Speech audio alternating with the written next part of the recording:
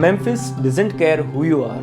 The trophy at TPC Southwind has always come with a second opponent. It never shows up on the leaderboard, but it has taken down more players than the water on 18. In 2023, the heat index in Memphis touched 111 degrees, a season record. Lucas Glover, a winner that year at the FedEx St. Jude, had bizarrely put his hands on a cooler into the ice water before playing the shots, because according to him at that time it was his method of keeping his hands away from sweating, and for him it worked as he won the tournament that year.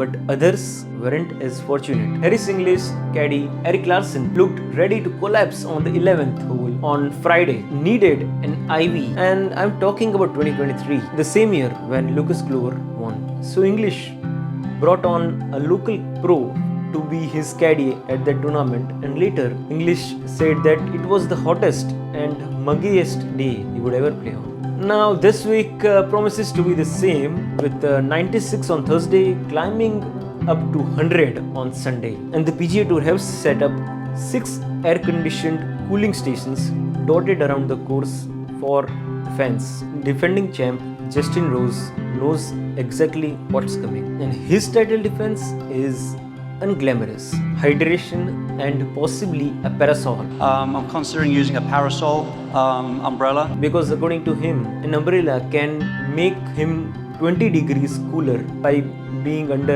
it. I think especially as the week cranks up towards 100 degrees on the weekend, that might be something I will do, which is something I haven't done before, to be honest with you, but I used it in the practice round today, and it definitely made a difference. But yeah, listen, everybody's in the same boat, and it's a long 3 weeks actually, so I'm talking about doing things well daily. But yeah, if you want to kind of continue your momentum through the FedEx Cup playoffs, there's a lot of discipline required this next month or so. At 46, Justin Rose isn't drifting towards the exit. I'm not really interested in sticking around and just making up the numbers and waiting for the Champions Tour or whatever that might be. So for me, it's about just really pushing myself to stay elite, to stay playing at the top end of the game, and to kind of keep giving myself and putting myself in the experiences that will create lifetime memories. And that's only going to happen by playing in the biggest tournaments and at the highest level. So, that's my motivation. And if I'm not achieving that, then I would sort of really question why I'm making the sacrifice away from family and friends. And a golden summer, he calls it.